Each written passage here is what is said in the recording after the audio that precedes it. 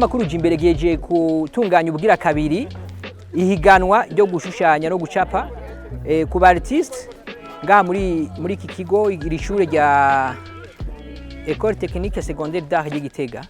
Uyu mwaka rero ryagitabwe ku rwego rushimishije kuko twarose abanyabuhinga n'ubumenyi 82 bitabira ihiganwa bazana ibikorwa 116.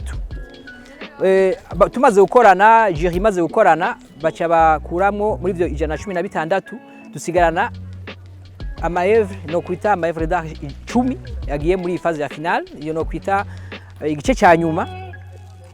Hanyuma rero abacumi bari bahitse muri igice cya nyuma, wa mbere akaba atahanye agashimwe k'umuriyoni n'igice amafaranga y'amarundi, wa kabiri nawe atahanye umuriyoni. Mwabonye ko yari n'umwigeme, tukaba yari n'umwigeme, byari biryoshe kubona umwigeme aja mu bandi akimezira hamwe n'abandi, hanyuma agatahana ikibanza ciza nk'icya kabiri. Uwa gatatu nawe atahanye agashimwe k'500. Hanyuma ubundi mwigeme nyene yari muri higanwa nawe aronkaga yo twokwita mention spéciale et prix mention spéciale participation féminine, donc nawe cyatani 300. Mpejeje gutorwa mu kibanza ca mbere muri festival de dessin yabereye kuri École Technique Secondaire d'Art Gitega.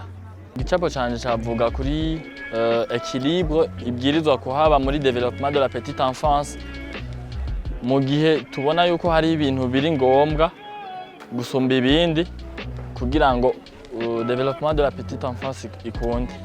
Novuga kubigeme basanzwe bafise ingabire yo gucapa ariko bagifise ubwoba, novuga bakore hama ntibagire ubwoba, novuga nka courage kuri bo kubera ko ni ibintu bigoye. Hari igihe uhura n'ama challenge, hari igihe bisaba kuri ari joro, hari igihe ubura ama materiel, hari igihe ubura novuga gute abantu bagushigikira, mugabe igikuru ni passion y'umuntu, ni ingabire y'umuntu.